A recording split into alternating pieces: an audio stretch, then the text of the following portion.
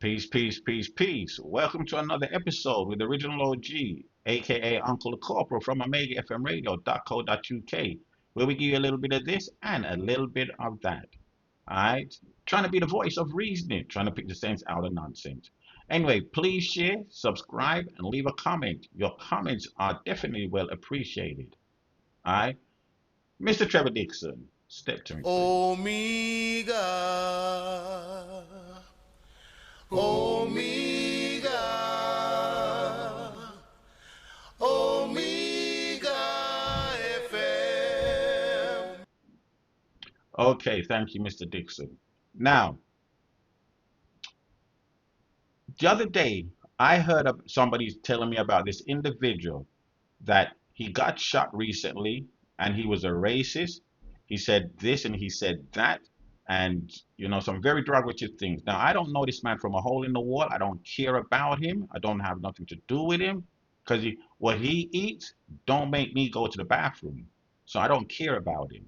All right. But then a couple people came to me and said, "What do I think about him?" and so forth. And I said, "All right, let me go and have a look at this individual." All right. And when I heard him, I'm saying, well, okay, things he said was very derogatory, but I couldn't see him as being a racist. I saw him as being very prejudiced. Right? And people trying to tell me, no, no, no, no, no, no. Now, remember this. I've never asked anybody to agree with me. I've never asked you to agree with me. What I've said to you is, um, if you can overstand or understand where I'm coming from, then we can have a conversation. Because if you don't agree with me or understand where I'm coming from, then it's a frivolous conversation or a debate. It don't make a lick of sense. Right?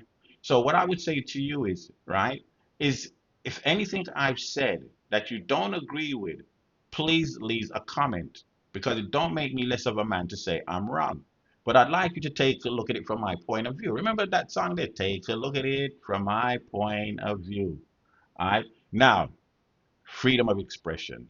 So long as you don't talk about killing, robbing, maiming somebody, I believe you have the right. Now, this individual, they're saying that he is very racist. All right.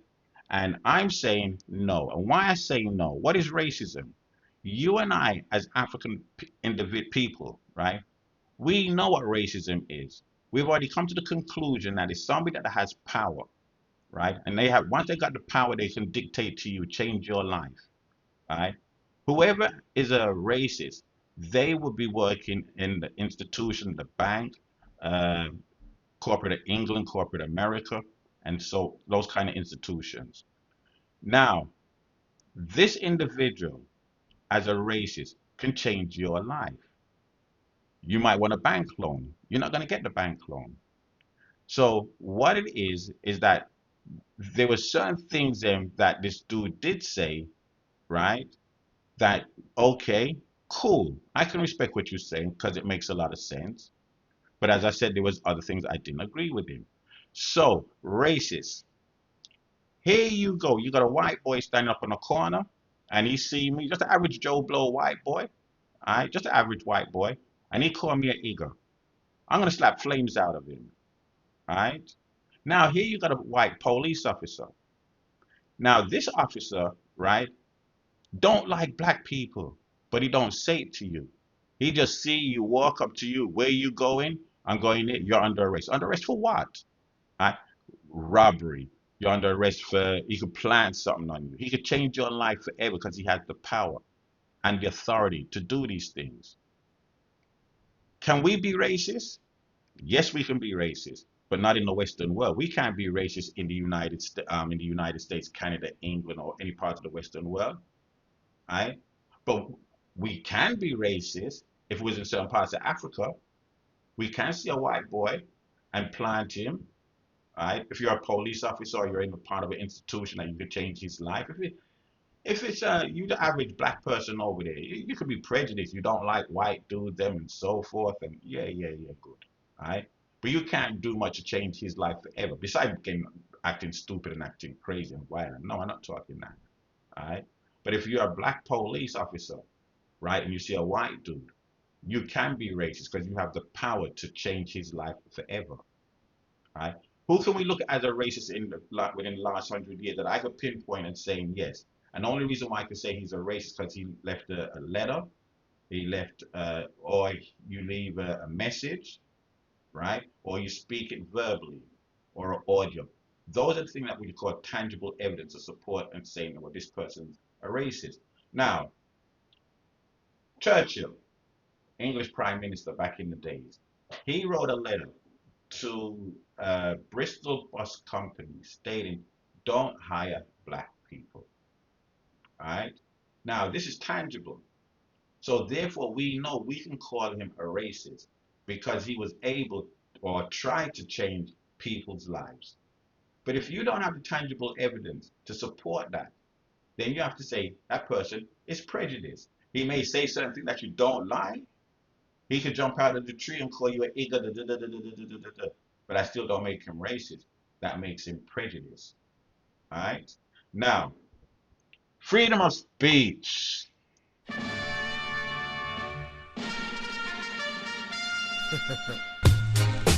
Freedom of speech. Okay.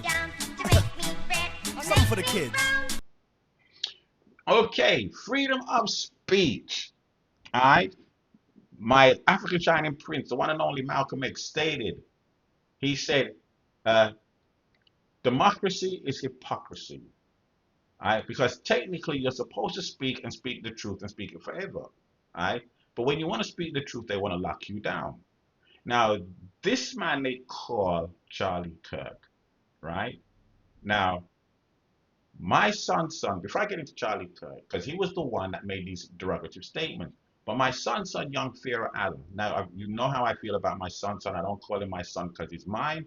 I call him my son because he shines. Something happened to him. All right. This is a brilliant mind. These minds only come once in a lifetime. He was a rising star. Look at my previous videos, what I've done about him. A rising star went up and dropped. It got dropped like a bad habit. Just dropped, boof, overnight. Don't make a little sense to me. All right. So recently he came out and he decided to speak on the situation with Charlie Kirk, right? And I'm just hoping and praying to the Most High that he comes back because I learned a lot from him. I'm not going to call him my mentor, all right? But I learned a lot from that young man. Some of it was pseudo, yes, when you follow it to a certain degree, but a lot of it wasn't pseudo. But anyway, this is what my son had to say. Everybody in the world that open their mouth up every single day, whether you got a lick of education or not, deserve to be dead. And that's not true.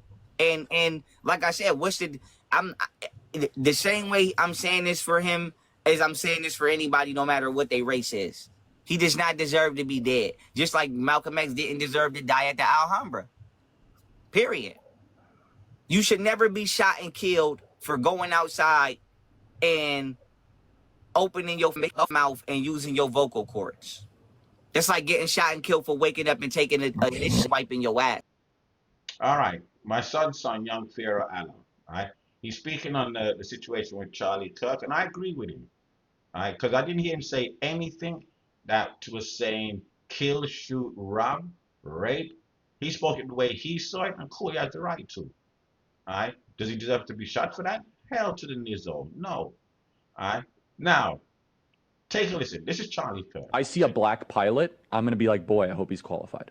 The Civil Rights Act was a mistake. More cops should be around your neighborhood. Why do blacks have a broken family? White person were to come up and say, you know, black America really needs to get its act together and stop sleeping around all the time and needs to actually have enough. Why would you? Because it's true. When blacks in America did not have the same rights they had today, they were less murderous, there was less break-ins. Black America is worse than it has been in the last 80 years. What percentage of young blacks have both a mom and a dad raising them? Of course we pander to blacks. They're in every TV commercial. And they're saying, I'm only here because of affirmative action. Yeah, we know. You do not have the brain processing power to otherwise be taken really seriously. If I'm dealing with somebody in customer service who's a moronic black woman, I wonder, is she there because of her excellence, or is she there because of affirmative action? Things got worse since the Civil Rights Act. More violent. All right, so that's Charlie Kirk. Do I agree with half of the things he said? Hell no, I can't agree with that. Could I be associated with him? Hell no, I wouldn't want to have nothing to do with this man here because, you already tell me how you feel about black people, so I don't want to have nothing to do with you. You go your ways and I go my ways. All right. However, he did make some valid statements. And when he was speaking, most of the time where people got twisted and bent out of shape was this thing called diversity, equity, and inclusion. All right. Now, this is in the United States. Diversity, equity, and inclusion, an organizational framework that seeks to promote the fair treatment and full participation of all people, particularly groups who have historically been underrepresented or subjected to discrimination based on identity or disability. Right? These three notions, diversity, equity, and inclusion, together represent three closely linked values which organizations seek to institutionalize through DEI framework. Now, this is what's caused part of what he was saying. He don't agree with it. All right. Now, when you look at the diversity, equity, and inclusion, now you in the UK, you might say, well, what's this got to do with us? All right, remember what they say when the United States sneezes, the world picks up its cold. And you can see how Keir Starmer is behaving, and the other one, what's his name? Nigel Farage, right? You can see how they're behaving. They're following the Donald Teflon, the Don Trump, right? So it might affect you one day sooner or later, right? This is the reason why I'm letting you know about it, right? So certain parts of it I agree with, certain parts I don't agree with. But he was mainly speaking about civil rights and affirmative action. Civil rights. My African Shining Prince stated from the giddy up. He didn't believe in civil rights. He's saying human rights come before civil rights. But what happened with the civil rights, when you had all these black people coming together and saying, we shall overcome, the Jews joined it. Now remember, this was supposed to be for black people, but then they became minorities because it's affirmative action. It's civil rights. Everybody had a civil right. So you had the blacks, then you had the Jews, then you had the white females. Remember that woman's right, the woman's rights, right? And then everybody joined in and it watered it down. Was it needed? Yes, it was needed. Sometime later on, you had affirmative action. Was affirmative action needed? Yes, it was needed. Because you as an African could have nothing but A's and B's and have the highest score, um, score for your test and everything, right? Your GPA might be 4.0. You're a genius. Now, you want to work in corporate America, institution. Remember what I said about institutions, right? Before, as in the institution, a white person has prejudice, right? Has the power to change your life, he becomes racist. So now under affirmative action, they're saying if this man has good grades or this female has good grades, you're supposed to allow them equal opportunity, right? Because remember, places like, as an example, McDonald's, right? The banking system, they didn't want to hire people, all those kind of things. So this is what affirmative action was all about. However, the flip side, and this is why I say most of y'all may not agree with me, I can understand where Charlie Kirk is coming from. Because Africans in the diaspora, we've been here long enough and deep enough, right, to be able to make changes politically, socially, economically. We've been here long enough, right? However, we're still stuck like back intellectually, psychologically, like back 100 years ago. Because let's look at it from this perspective. Jay-Z, Beyonce, Kanye West, Rihanna, billionaires. Jay-Z's, Kanye West sneakers, Yeezy. Guess how much for one of those?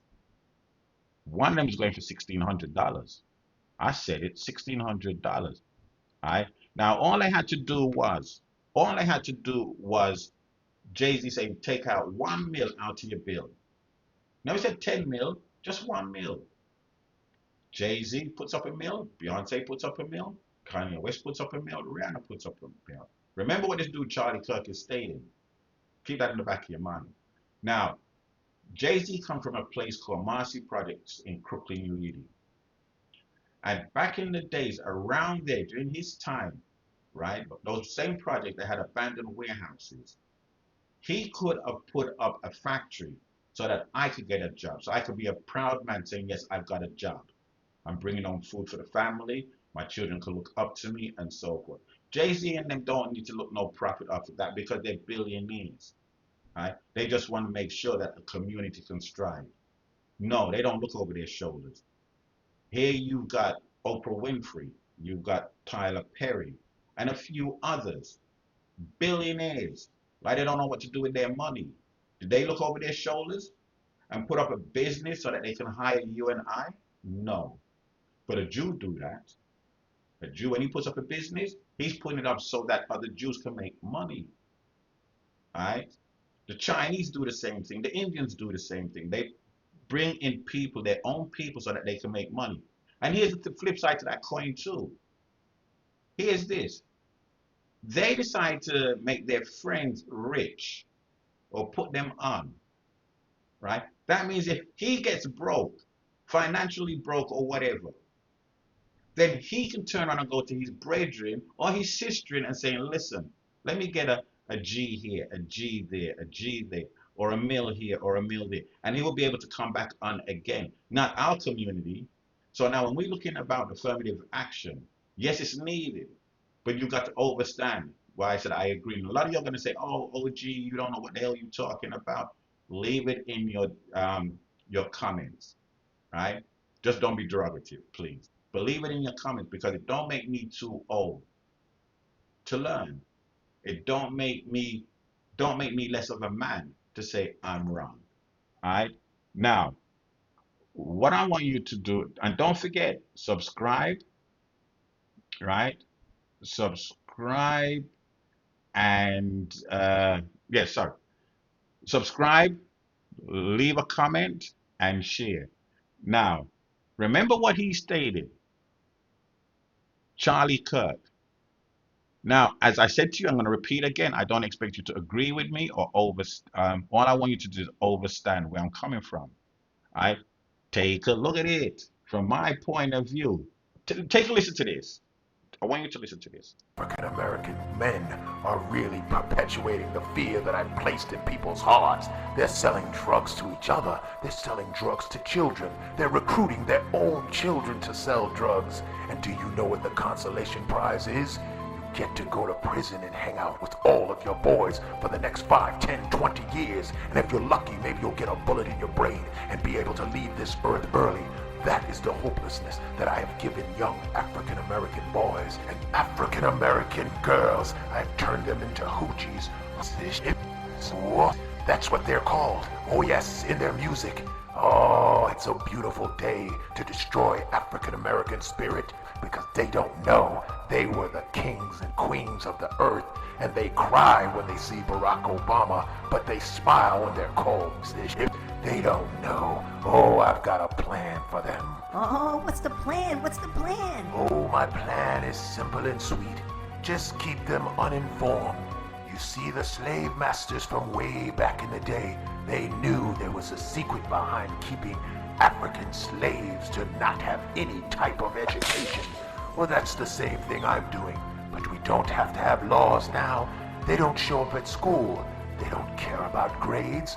All they care about is shiny hubcaps. They care about shiny things on their hands. You see, all you have to do is give young African American youth just shiny things. They're like babies. Don't you worry about Barack Obama, because they will cry. They will feel happy. But once the joy and the happiness has subsided, they will go back to selling drugs. They will go back to shooting each other. They will go back to infecting each other with diseases over and over again. They will go back to hiding away from their God. Their new God is money and bling, and nothing else matters. And as a matter of fact, Barack Obama in 4 years will be a laughing joke, because people will say, you had a black president, and look at you. Your ghettos have increased. Your hopelessness has increased. Your teen pregnancy has increased. Your godlessness has increased. Listen. Oh no, Grandmaster! I left my intergalactic cell phone on! Everything we've been talking about is being transmitted back to Earth! Don't worry, my son. African Americans are too distracted to know that it is us. They will blame white people. They will blame the police in their neighborhoods. They will blame their neighborhood. They will blame their father for not being there. They will blame their mother for being an alcoholic. They will blame their lack of money. They will blame everything around them except taking personal responsibility and realizing that I am the evil force behind all of their troubles. Even if they were to hear this message, they wouldn't believe it. They would blame someone else. Okay. So this is the reason why I said to a certain extent, not half of the garbage that Charlie Kirk was kicking out of his mouth. He has a right to do that. All right. But then when you hear about the other part of it, with civil rights and so forth, it comes down to the same thing. I remember what my African shining prince stated, the one and only Malcolm X. He stated he didn't believe in civil rights. He believed in human rights. Civil rights, it got watered down. All right. He believed in self-sufficient, just like Marcus Garvey said. Stand up for yourself. Be proud and do your own things. All right. So as I said, yes, to a certain degree, affirmative action was needed, but African Americans and we in the UK too, we've been here long enough and deep enough that we ain't supposed to take no shorts from nobody. We're not supposed to take anything. Listen, we're supposed to be like that, the so-called Ashkenazis, and we're supposed to be like the LGBT. You look at us cross-eyed, just looking at us cross-eyed. We have something to say about it, all right? And nobody can label us as this, as that, because we have history, right? Which is a terrible history, what took place to us. Our history is over 125 million that was killed, all right? So when we say certain things, them are saying, you know what? This is how we see it. Nobody's supposed to label us in any form, shape, or fashion, all right? Because we've been through it all. But that's for another discussion, what I'm really touching at the same time, all right? So, bottom line is, at the end of the day, take full responsibility for our downfall, or why we're in this perpetual situation. It's like we can't get out of it. So don't blame the white man. Don't blame the Indian. Don't blame the Sasquatch. Don't blame the Bigfoot. Don't blame the aliens. Look in the mirror, like myself, and blame ourselves. All right? Now, also, Candice Owens. I think she's a very intelligent, articulate woman. No question. And she's got little guts too. Trust me, she's got a little guts. All right? But remember what I said. Anytime a black female dating a Caucasian male, it's like she's going to have a white Ku Klux Klan member stuck inside of her. All right? And we know that you have a lot of African Americans, and you might say, well, yeah, there's a lot of African Americans, they're politicians and so forth, and they're even presidents. All right? But they, men and female, in the UK and in the United States, they act like they've got a white person stuck inside of them. Now, Candice Owens, right? She's going to talk about Charlie Kirk. And it's like, are you for real? Are you really saying that after all the derogatory things that he was saying? But listen, lap your frock tail and gossip because gossip's sweet. Maybe she was having an affair with this dude. Take a listen. Beautiful, powerful words. Charlie had just one wife.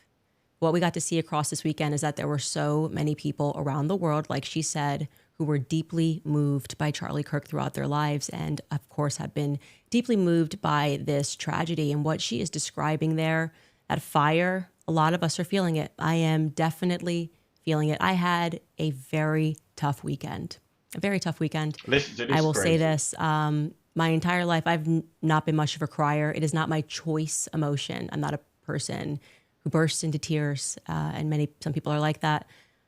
This weekend, I didn't just cry. I wept. I wept for Charlie, obviously. I didn't make it through the tribute to him on Friday. And for those of you who wanted to see me in a moment of weakness, that was delivered to you. Fair. I watched my friend get shot in the neck. Yeah, that's what happened. I just want to say that he was publicly executed again before the world. The question is why, right? The emotions. You know, when you are in a state of grief, you go through a lot of emotions. And I'm arriving right now at a lot of anger, the audacity of some people. It has taken much restraint and prayer, and I had to speak with a priest. I had to go to confession. These emotions that I am having, wanting to respond with Charlie in his own words, really. People that are coming forward and saying this is what he thought and this is how he should be remembered. It just feels really inappropriate to me. I didn't know what to do other than to scroll through messages between me and Charlie, regarding which there are a ton of them. And I kept going back and watching the many videos of us dancing to the song Power. Listen to that. Gossip Sweet, Lappy Frogtail. He was blowing her back out. The way she's acting, I'm not saying it, I'm just saying the way she's talking and acting that she had to go to a priest. And when we were dancing to a particular song, their favorite song, are you for real? Anyway, as I said, that's Candice Owens.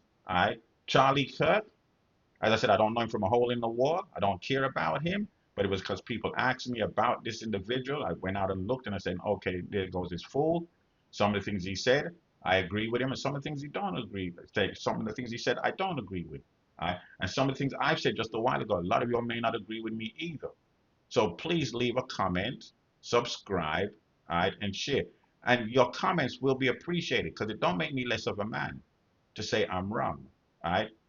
Period. Anyway, listen, I'm going to be doing some more videos. I think the next one will be on Young Pharaoh Allah compilation because I just believe that my son's son, needs someone to stretch out to him to find out what's going on and sit down and reason with him as a brother, a father, a cousin, or a friend. And on that note, listen, y'all have a pleasant one. Y'all take care. I'm through the door. Peace one. I'm out.